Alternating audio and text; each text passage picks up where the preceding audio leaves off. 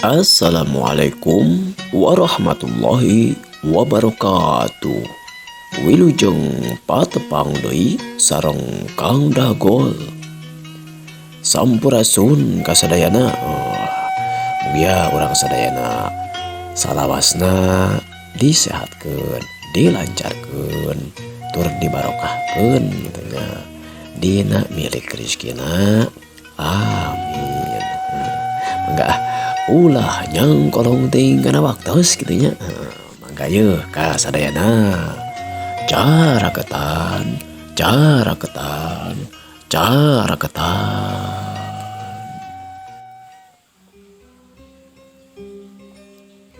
Dongeng tilu jawara bagian ka 38.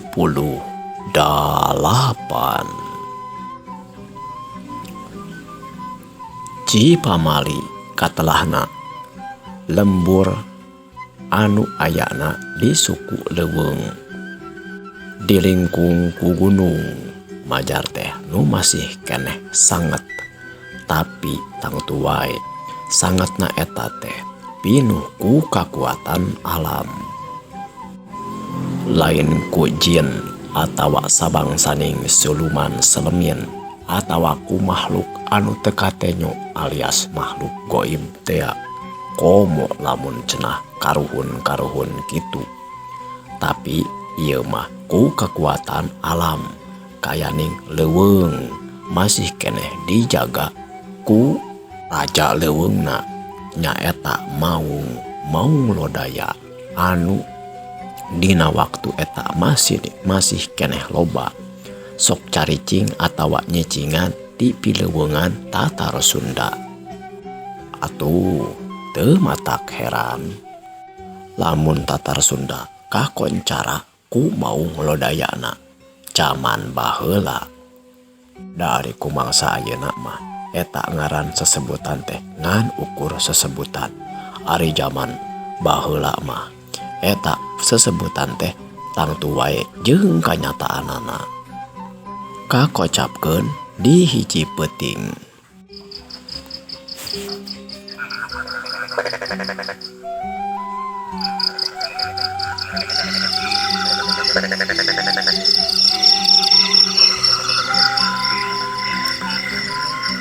Di bumina paka Ki Karsa sanajan karaksa sababaraha bulan padepokan detik anu ayeuna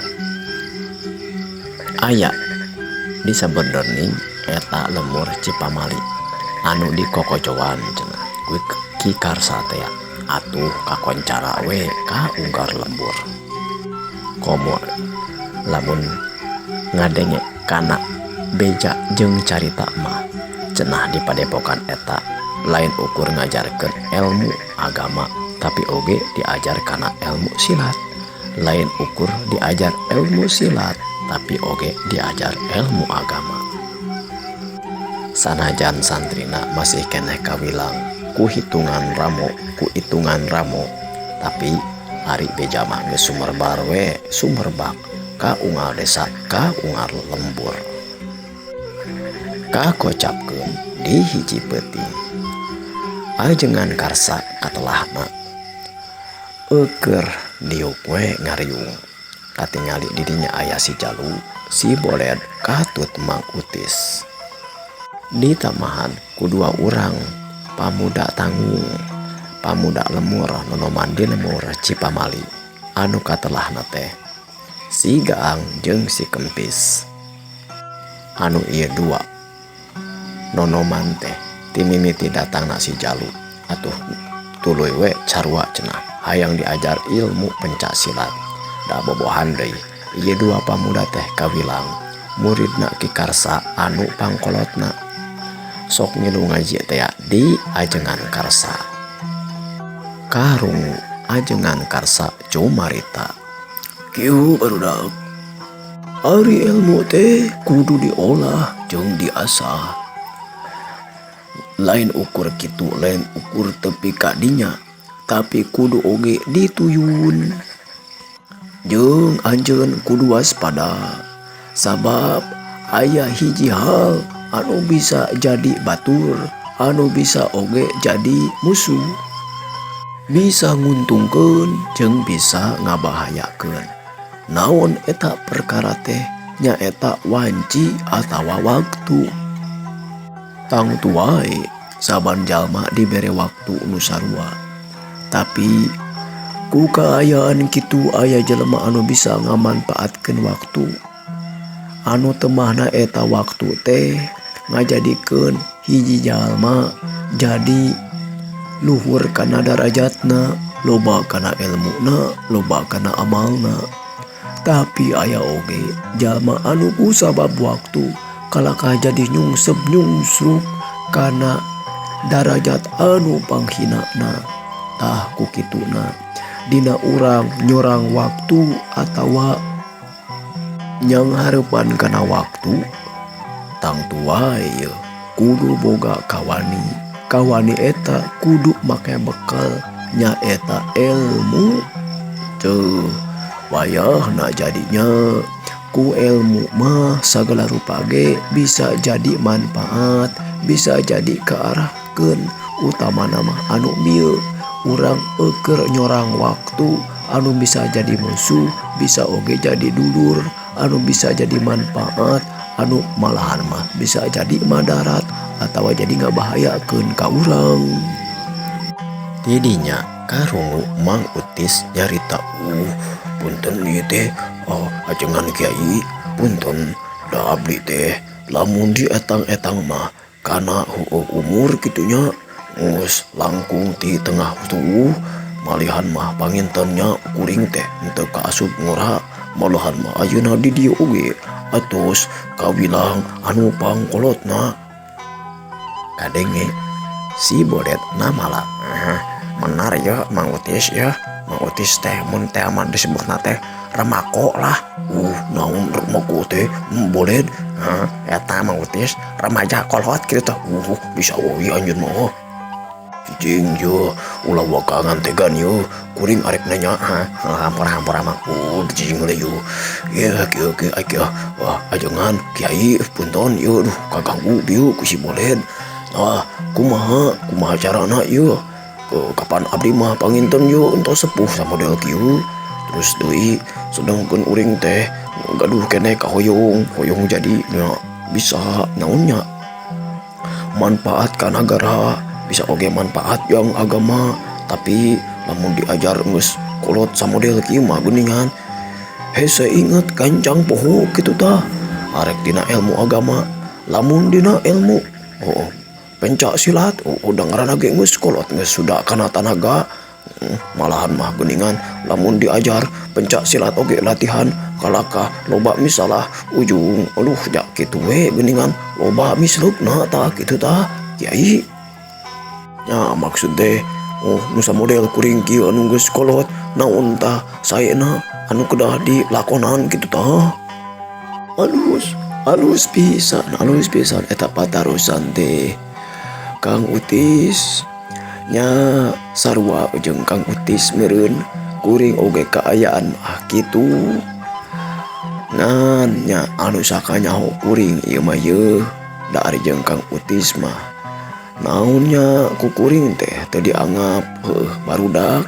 Sanajan Kang Utis meureun nganggap ka kuring nu sejen, tapi kieu lah sakanyaho kuring kitu model kos urang-urang anu geus maju ka tungkul cuet ka hareup jalaran kahakan ku waktu nya tuluy-tuluy ngaula kana umur.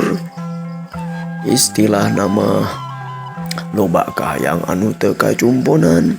Tah naon meureun anu kudu dilakonan ku urang ayeuna kitu sanes? Mun kitu tah Pak Kiai. Kiai ajengan ieu naon itu teh. Keula. Sabenerna mah loba pisan anu bisa dilakukeun ku urang. Di antarana kahiji meureunna tah urang teh kudu jadi contoh pikeun budak ngora. Model Mang Utis alus pisan boga sumanget anu bisa ngungulan atawa nyaruaan ti budak ngora. Maksud teh sanajan Mang Utis geus teu ngora deui, tapi sumanget Mang Utis dina hayang nyaho kana ilmu agama atawa hayang bisa kana ilmu pencak silat, pan eta teh kuduna jadi contoh jeung bisa jadi gambaran yen keur meungpeung budak ngora sing suhud dina diajar. Tah hiji. Nu kadua, urang oge sing bisa ngasuh ka budak ngora meureunnan. Kumaha carana? Nya ku ngawangkungkeun atawa ngajak, istilahna mah ngobrol jeung mere gambaran. Sabab meureun di henteu-henteu oge di bodo-bodo ge ari jalma mah boga pangalaman hirup. Loba contoh anu alus atawa anu goreng. Jadi anu temahna, anu dipikarepna, ieu budak ngora teh bisa milihan mana anu alus jeung mana anu goreng jang bekel kana hirupna. Tah dua perkara eta mah meureunnan jang bagikeun urang ka nu ngora atawa contohkeun urang ka balarea. Anu katiluna ieu mah jang pribadi urang meureunnan khusus ka anu nyiptakeun urang nyaeta ka Allah Subhanahu wa taala Al-Khaliqu anu nyiptakeun urang. Tah naon eta teh? Naon eta teh? Ajengan kiai kieu. Tang tuai di poho-poho ge da kudu inget jeung deui bakal menta we tanggung jawab urang. Diinget-inget oge udah kadang-kadang mah sok poho tapi ulah dipopohokeun. Mangga diregepkeun ku kuring tapi ulah tebih teuing malapah bedangna. Ajengan kiai ke heula atuh. Saur firman Allah Subhanahu wa taala, "Wa ma khalaqtu jinna wal insa illa liya'budun." Urang diciptakeun teh nah jalma nah bangsa jin eta teh supaya jang ibadah. Jadi tang tuai pikeun urang mah dina ngajalankeun hirup, dina nyungsi waktu, nyungsi wanci kudu dibarengan supaya jadi ibadah. Nah tadi ibadah anu langsung ka Allah meureunnan atawa ibadah-ibadah anu disaluyukeun jeung kahirupan urang jeung balarea tadi teh anu dua. Jadi contoh sacara jeung balarea. Sacara pribadi urang kudu loba gumeti kahyang widi hartina mah loba ibadah anu bener-bener ngadeketkeun diri urang ka Allah Subhanahu wa taala. Kitu tah Mang Utis. Satuluyna wangkongan antara guru jeung murid ieu anu jigana we ngawangkong malahan mah silih ejek, silih gogonyakan jiga silih sisindiran, tapina teu luput atawa teu jauh tina palebah bag-bagan agama. Sanajan mawana ieu ajengan karsa teh ku jalan heureuy atawa ku jalan ngawangkong. Kadang-kadang teu pati loba anu dibejakeun utamana dina dalil atawa hadis mah, tapi osok disaluyukeun dina kahirupan sapopoe anu tangtu wae. Leuwih nancep ka santri-santrina sabab jadi contoh anu nyata pikeun maranehanana. Satuluyna Ki Karsa alias ajengan Karsa cumarita lain jalu. Ai dipikir-pikir mah anjeun teh geus aya tilu balikna ka dayeuh teh. Coba hayang ngadenge deui naon papangih teh jeung deui anu panungtungan teh asa kurang jelas.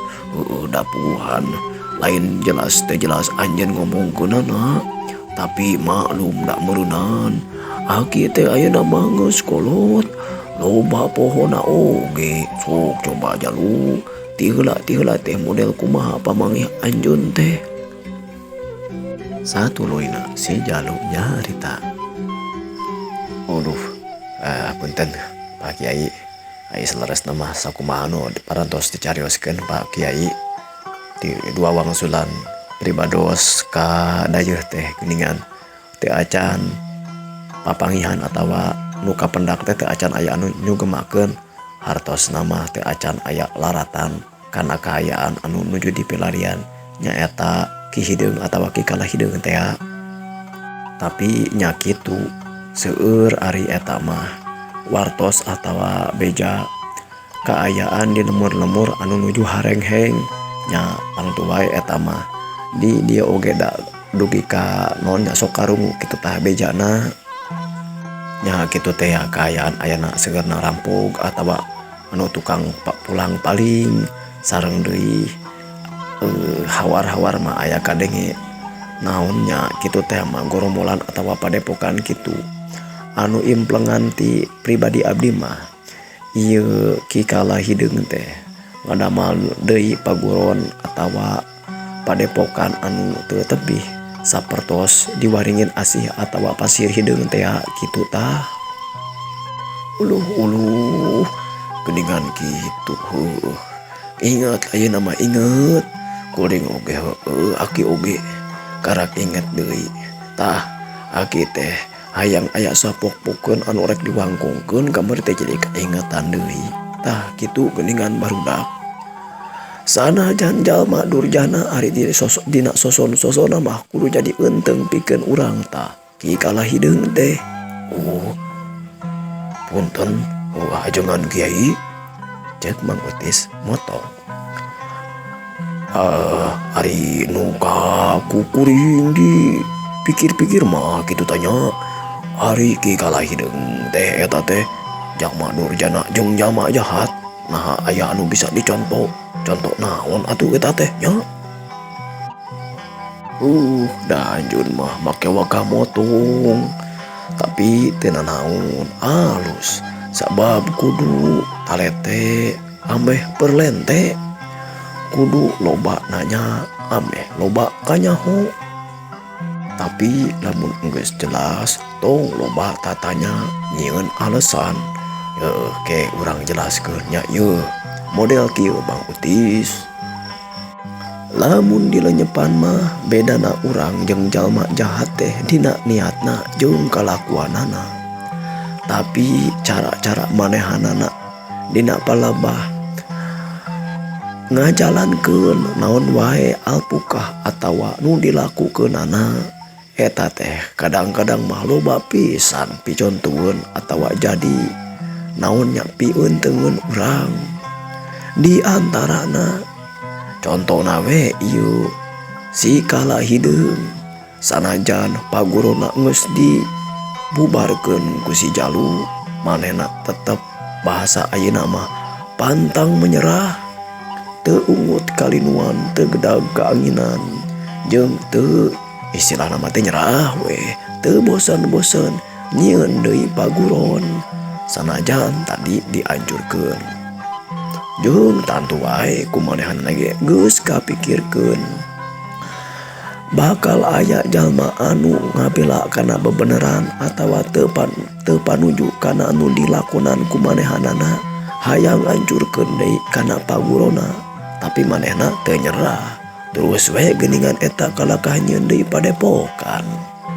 Malahan mah lamun urang arek dilenyepan mah jalma anu durjana jalma anu jahat dina ngalancarkeun kana kajahatanana lamun teh mah arek pulang paling kapan kitu teu bisa dibongohan keur hudang keur sare teu bisa keur sare di rodaan teh susulumputan teu beunang domana cenah laukna teu beunang laukna parena teu beunang parena naek kana tangkal kalapa. Malahan mah loba we cara jeung alpukahna dina ngalancarkeun pakasabanana lah sanajan meureunnan eta pakasabanana teh goreng. Tapi aya anu bisa dilenyepan jeung jadi palajaran pikeun urang istilahna mah jadi luang pangalaman nya eta lamun gagal dina hiji perkara maranehanana osok nyieun alpukah nu sejen cara-cara nu sejen tah meureunan urang ge ulah eleh ku jalma anu boga niat jahat saperti kitu. Samisal urang hayang boga niat hayang istilah nama ngadegen kana bebeneran, hayang ngawangkongkeun hayang nyampekeun kana perkara-perkara kahadian. Sanajan can hasil kudu neangan cara sejen supaya hasil, ulah babari nyerah jeung babari pasrah. Nya kitu deui lamun dina neangan rizki anu halal, teu beunang dina jalan usaha atuh dina jalan dagang, teu beunang dina jalan dagang atuh dina kuli. Kuli ge cenah hese dina tatani mah atuh dina nyieun gula atawa tina neangan suluh. Rupa-rupa we cara neangan rizki mah kudu tadi cara anu jalma anu maok gagal kudu ieu teangan kudu itu tah urang kudu bisa saperti kitu. Dina milari rizki gagal ku ieu kudu usaha kudu sejen kitu tah di antara nama intina mah istiqomah sanajan carana ku rupa-rupa. Tah eta pelajaran anu kadang-kadang ku urang ge osok dipohokeun. Kadenge si Bolet nyarita laras pisannya dipikir-pikir mah atuh ieu teh nya. Eta tuh untuk anu jahat atawa anu mauk teh. Contoh teh dieu mah geuningan kitunya eta naonnya si Aki kalah hideung teh geuningan nya aya picontohkeun sanajan meureun eta nya carana kitu tah. Tadi bieu carana teh naon kitu tah.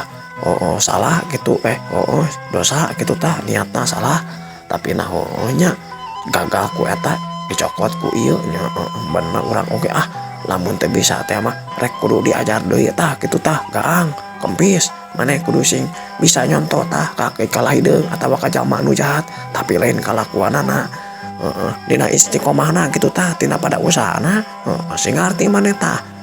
Lamun teu bisa teh tah gaang tah maneh tah kempis tah kitu cenah ceuk si Bolet teh. Kadenge nu ngaranna si Gaang cumarita, ari Kang Bolet mah sok kitu padahal mah ulah kitu jadi kuring teh asa jadina teh era rumasa kuring teh dina diajar teh osok sarua sanajan ora keneh oge hese inget ganjang boho. Jadi nawe dipikir-pikir mahnya mendingan keneh kitu urang teh kudu mineng latihan berartinya lamun dina pencak silat mah lamun dina ngaji mah urang teh kudu meureunanya mineng ngapalkeunana kitu meureunnya Kang Bolet nya. Ulah Kang Bolet atuh dah kuring mah Kang Gaang masih keneh sanapeun Kang Gaang teu naon atuh da ari dina kanyaho mah geuningan Jang Bolet oge rada luhur tah dina ilmu pencak silat mah tah nya. Geus ayeuna mah Aki hayang teu manya deui ka anjeun jalu iraha rek kadayeuh deui atuh tah nang naruntik teh atawa geus boga rancang anjeun kitu cenah ceuk Ki Karsa teh. Satuluyna si Jalu ngawalar, upami rancang bade ka dayeuh deui mah abdi teh implengan mah enjing atawa pageto kitu tah Ki Guru.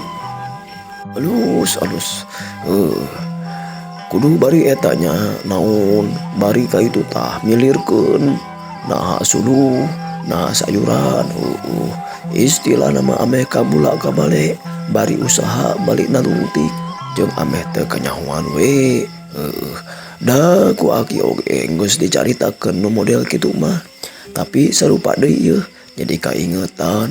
Gaang kapan kalembur urang oge geuningan sok aya anu puak pauk jeung pulang paling bejana cenah doma di sisi lemur dibelah ditu aya anu kapalingan malah mah di lemur pentas oge cenah sok mineng tah aya nu kapalingan sugan anjeun kamari panku Aki di titah ngamantuan kana kudu ngamankeun ieu lemur kumaha Gaang anjeun geus aya naonnya istilah nama meureunan geus aya rarancang anjeun kumaha.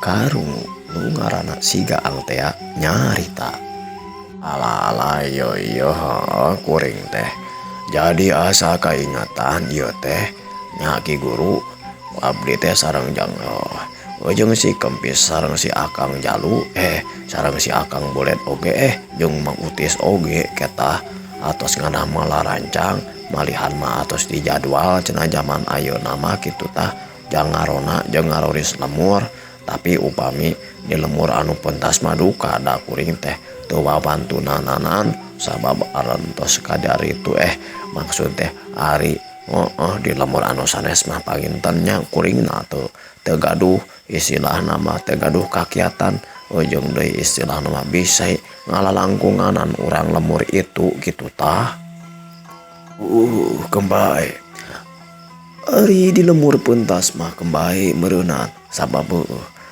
lain tanggung jawab urang anu saestuna sabab meureun ti ditu ge aya anu tanggung jawabna kokolot lemurna jeung sajabana ayeuna mah urang naonnya urang puseurkeun we ka lemur urang kumaha arek tadi ngamankeun di lemur urangnya alus anjeun boga rancang saperti kitu sok we lalaksanakeun tapi barudak da kimah moal bisa peuting-peuting teuing sok we aranjeun bisi encan tunuh mah tapi wayahna lamun arek sare ulah tika peuting teuing lamun arek bari ngarona sok sing taranghi ari aki mah arek kaenggon geus hayang ngareureuhkeun kana kacape kitu cenah ceuk ajengan karsa teh bari manehna nangtung dina diukna langsung we teu lila ti dinya katingali ieu ajengan karsa teh asup ka enggona rek ngareureuhkeun cenah kana kacape. Singket carita dina kaayaan isukna isuk sakumaha we sanggeus samemehna direncanakeun selang sapoe ti peuting eta si Jalu geus bebeja ka ajengan karsa cenah teh jeung si Bolet arek nganyang deui ka dayeuh arek naluntik kaayaan di dayeuh parahyangan teh.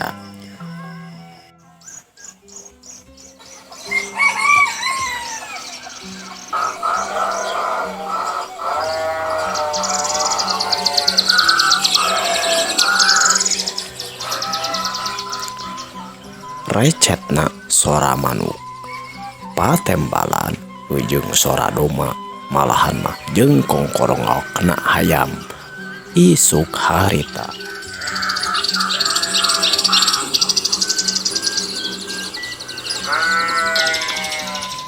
si Jalu ujung si Bolet anu geus saged dangdan satu lain mah mangkat we ningalkeun lemur Cipamali muru cenah ka jalan anu berasna engke teh ka hiji lemur anu satuluina bakal tepi ka dayeuh nu disebut dayeuh parahyangan.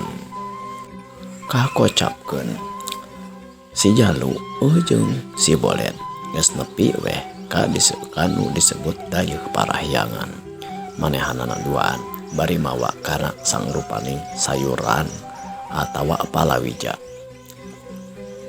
malahan mah bebeutian atawa istilah nama bumbu-bumbu dapur oge sok dibararawa di korangan bari ditanggung rek dipilirkeun cenah didagangkeun ka pasar di kota atawa di dayeuh teh.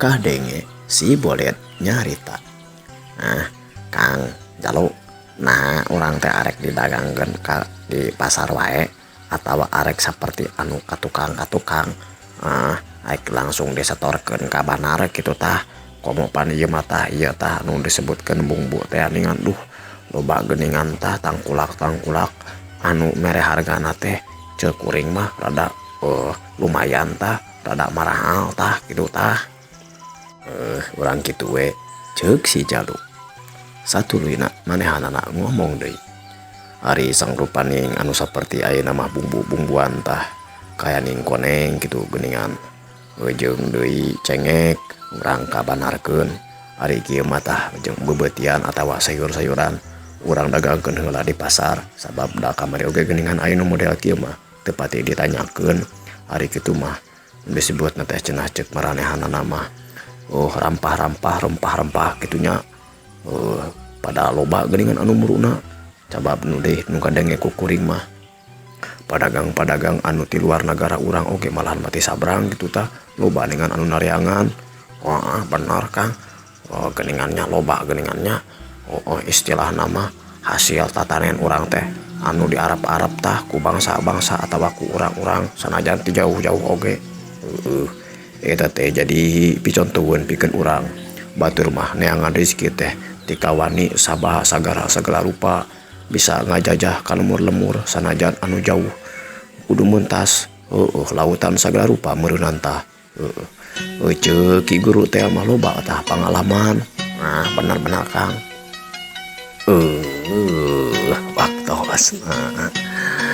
Waktosna parantos cekap kanggo episode nu ayeuna. Aya lanjengan carios tilu jawara. Aduh can aya gelutan yeuh cenah. Ngan ayo ngalakuankeun nya.